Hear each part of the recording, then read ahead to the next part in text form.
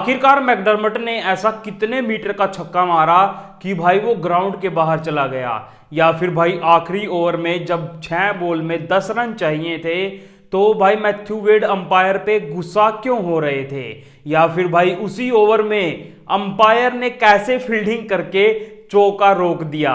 तो आज की इस वीडियो में मैं आपको इंडिया वर्सेस ऑस्ट्रेलिया के 5वें T20 मैच की कुछ ऐसी मूवमेंट्स बताऊंगा जो कि आपको हाइलाइट्स में भी देखने को नहीं मिलती है। तो चलिए फिर वीडियो शुरू करते हैं। भाई टॉस होता है और हमेशा की तरह भाई सूर्य कुमार यादव टॉस हार जाते हैं, और जब भाई वो हारते हैं तो एकदम से बोलते हैं ओ मैन, मतलब कि मैं कब टॉस जीतूंगा। वो लगभग सारे ही टॉस भाई इस सीरीज में हार चुके थे, और फिर टॉस जीतने के बाद ऑस्ट्रेलिया ने चुनी गेंदबाजी चुनने के बाद भाई यशस्वी जायसवाल और ऋतुराज गायकवाड़ बैटिंग करने आए। सब सोच रहे थे कि जैसे वो ताबड़तोड़ बल्लेबाजी करते हैं यशस्वी जायसवाल वैसे ही करेंगे। ट्राई तो भाई वो ऐसे ही कर रहे थे, पिच भी बेंगलुरु की थी जहां पर चौके छक्के लगते हैं, लेकिन भाई उनके बैट से कोई भी बॉल कनेक्ट हो ही नहीं पा रही थी। एक आधा ले दे के चौका छक्का लग रहा था, लेकिन बॉलिंग इतनी ज्यादा टाइट हो रही थी कि वो भाई मारने तो जा रहे थे लेकिन बार बार बॉल को मिस कर रहे थे। लेकिन फिर ऐसा वक्त आता है कि वो मारने जाते हैं और बैट पे बॉल लगती है, बॉल हवा में खड़ी हो जाती है और फिर उनकी कैच पकड़ ली जाती है और यशस्वी जायसवाल आउट हो जाते हैं। भाई यशस्वी जायसवाल इस सीरीज में पावर प्ले से आगे तो गए ही नहीं है, चाहे उन्होंने कितने भी रन बनाए हों, पावर प्ले में ही बनाए, पावर प्ले में ही आउट होके चले गए। और फिर भाई अगले ही ओवर में जब ऋतुराज गायकवाड़ भी छक्का मारने गए मिड ऑफ के ऊपर से, लेकिन बॉल बैट पे अच्छे से नहीं आई, तो भाई वो सीधी मिड ऑफ के हाथ में गई और ऋतुराज गायकवाड़ भी आउट। फिर आते हैं सूर्य कुमार यादव बैटिंग करने। उसी ओवर में भाई पॉइंट पर उनकी एक कैच छूट जाती है।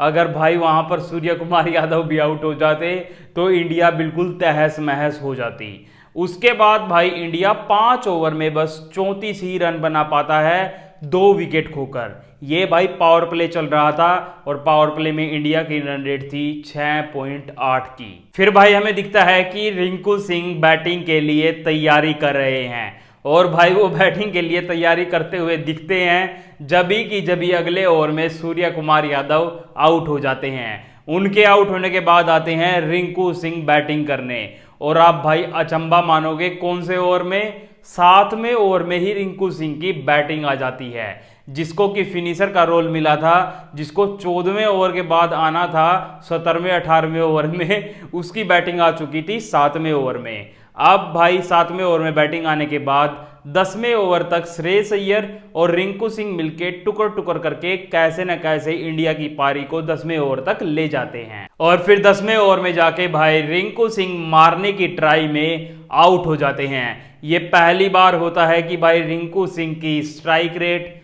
100 से कम थी। 8 बॉलों में बस उसने 6 रन बनाए थे, और इस टाइम पर इंडिया 10 ओवर में बस 61 ही रन बना पाया था 4 विकेट खोकर।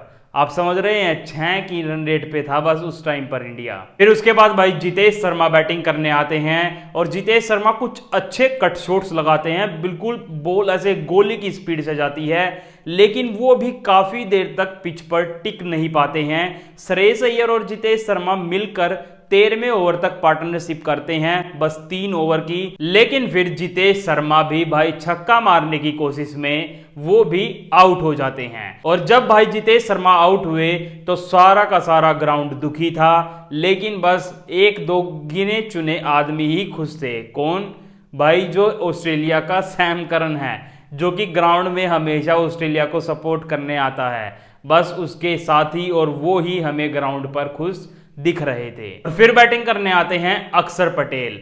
हम तो भाई सोच रहे थे कि अक्षर पटेल आराम आराम से इनिंग को आगे बढ़ाएंगे और श्रेयस अय्यर दूसरी तरफ से छक्के चौके लगाएंगे, लेकिन भाई होता है इसका उल्टा।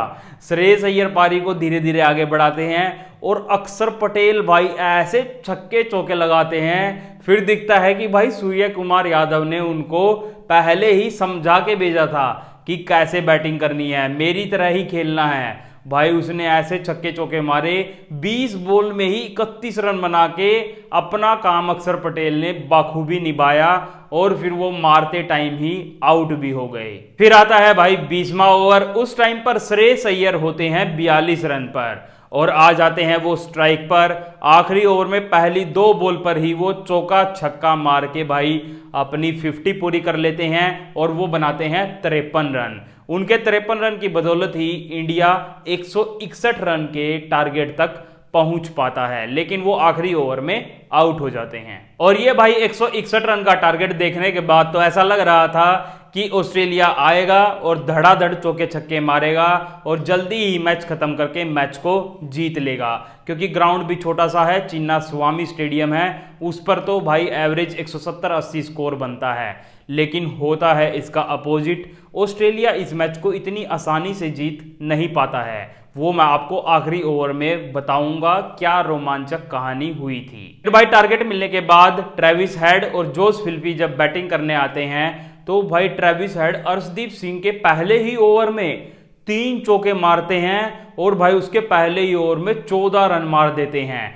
जहां पर पहले ही रन रेट इतनी कम चाहिए थी, भाई वो पहले ओवर में ही 14 रन लगा देते हैं और ऐसा लगता है कि ये तो पावर प्ले में ही मैच को पलट देंगे। लेकिन दूसरी तरफ से मुकेश कुमार अपनी शादी करके आते हैं और भाई एक विकेट भी ले लेते हैं। वो जोस फिलिपी को आउट कर देते हैं। ये आउट करने के बाद थोड़ी सी तो मन को शांति मिलती है, लेकिन दूसरी तरफ से भाई ट्रेविस हेड और मैकडरमट बढ़िया पार्टनरशिप करते हैं और बढ़िया पावर प्ले में चौके छक्के लगाते हैं। और मैकडरमट तो भाई एक छक्का आवेश खान की बॉल पर ऐसा मारते हैं कि भाई उनको भी पता नहीं चलता कि बॉल कहां गई है, लेकिन बॉल गई थी भाई ग्राउंड के बाहर। उनसे जाने अनजाने में भाई 98 मीटर का छक्का लग गया था और बॉल ग्राउंड के बाहर जा चुकी थी। नई गेंद मंगानी पड़ी थी भाई। और जब ऑस्ट्रेलिया 4 ओवर के बाद 41 रन पर था, भाई 10 की रन रेट से ऑस्ट्रेलिया जब भी टारगेट अपना अचीव करने लग रहा था। फिर आती है बॉलिंग भाई स्पिनर्स की। पहली इनिंग में भी स्पिनर्स को भाई टर्न मिल रहा था जब ऑस्ट्रेलिया के स्पिनर बॉलिंग कर रहे थे।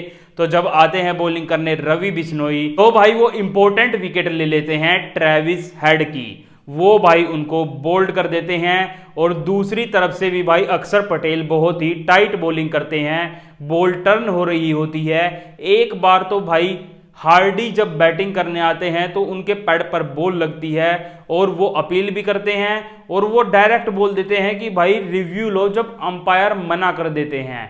लेकिन सूर्य कुमार यादव वहां पर भाई रिव्यू नहीं लेते। वो बोलते हैं कि भाई बैट को बॉल लगी है, फिर पैड को लगी है। और फिर हमें दिखता है रिप्ले में कि हाँ भाई अल्ट्रा एज पे बैट पे बॉल लगी थी। वो रिव्यू सूर्य कुमार यादव ने सही नहीं लिया। अक्षर पटेल की टाइट बॉलिंग पे तो हार्डी आउट नहीं हुए, लेकिन जब दूसरी तरफ से रवि बिश्नोई फिर से बॉलिंग करने आते हैं तो वो भाई हार्डी को आउट कर देते हैं। अब पिच पर बचते हैं टिम डेविड और मैकडरमट। ये दोनों बढ़िया बल्लेबाजी करते हैं और थोड़ी सी पार्टनरशिप लगाते हैं। इन दोनों से जब ये बैटिंग कर रहे थे लग रहा था कि ऑस्ट्रेलिया अब भी मैच जीत जाएगा, लेकिन फिर से भाई अक्षर पटेल बॉलिंग करने आते हैं और वो भाई टिम डेविड को आउट कर देते हैं। लेकिन दूसरी तरफ इंपॉर्टेंट विकेट मैकडरमट वहीं खड़ा था जो कि भाई मैच जितवा सकता था। लेकिन 15वें ओवर में आते हैं अर्शदीप सिंह, जिसको कि पहले ही ओवर में 3 चौके पड़ चुके थे। आते ही भाई वो चौका छक्का तो खाते हैं, लेकिन वो मैकडरमट का इंपॉर्टेंट विकेट उस टाइम पर ले लेते हैं। और जब ये विकेट पड़ता है तो लगता है कि अब इंडिया मैच जीत सकता है। और फिर भाई दूसरी तरफ से मुकेश कुमार भी जब 17वें ओवर में बॉलिंग करने आते हैं तो वो भी भाई लगातार 2 विकेट चटका देते हैं। और ये 2 विकेट मिलने के बाद तो वो भाई हैट्रिक पर भी आ गए थे। और इस ओवर के बाद तो लग रहा था अब तो इंडिया बिल्कुल मैच जीत जाएगा। लेकिन भाई दूसरी तरफ से हमें क्या पता था कि भाई मैथ्यू वेड इतने खतरनाक बल्लेबाज हैं। वो भाई इतने खतरनाक चौके छक्के मारते हैं, ऐसा लग रहा था कि भाई बिल्कुल ही मैच को एक तरफा दोबारा वो ऑस्ट्रेलिया की तरफ ले गए हैं। और एक टाइम पर जब उन्होंने फाइनल में पाकिस्तान को भी ऐसे शाहीन अफरीदी को छक्के चौके मारे थे, ऐसी ही वो बैटिंग अब भी कर रहे थे। लग रहा था इंडिया को ऐसे ही वो हरा देंगे। उन्होंने भाई 20 बॉल में 32 रन बना दिए थे और ऐसी सिचुएशन ला दी थी कि आखिरी ओवर में 6 बॉल पे बस 10 रन बच गए थे। और फिर आखिरी ओवर लेके आते हैं अर्शदीप सिंह।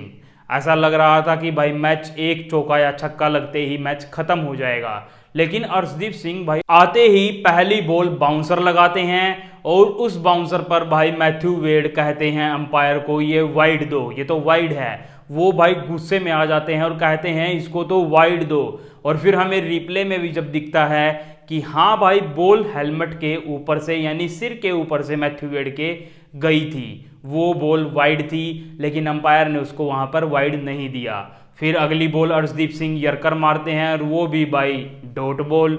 और फिर भाई तीसरी बॉल पर तो अर्शदीप सिंह मैथ्यू वेड का विकेट ले लेते हैं जब वो छक्का मारने की कोशिश करते हैं। उसके बाद तो ऐसा लग रहा था अब तो ऑस्ट्रेलिया मैच बिल्कुल हार जाएगा, क्योंकि फिर तो भाई 3 बॉल में 10 रन चाहिए थे और बॉलर्स बैटिंग कर रहे थे यानी कि बेरेंड्रोफ और नेथन एलिस। लेकिन भाई नेथन एलिस एक चौका लगाने जाते हैं, लेकिन वीरेंद्र शर्मा जो अंपायर है वो भाई बॉल के बीच में आ जाते हैं और अपनी बॉडी पर ही बॉल को ले लेते हैं। वो भाई चौका रोक दे देते हैं, क्योंकि भाई ये डायरेक्ट सीधा बिल्कुल बीच में खेला हुआ शॉट था, वो शायद चौका जा सकता था। और ये चौका रोकने के बाद तो भाई टिम डेविड भी बाहर बैठे हंस रहे थे कि ये वीरेंद्र शर्मा तो भाई इनका 12th मैन है, ये तो इनकी फील्डिंग भी कर रहा है और ना वाइड दे रहा है। फिर तो भाई एक बॉल में 8 रन बचते हैं और वो तो 9 बॉल के बिना कैसे बनने वाले थे।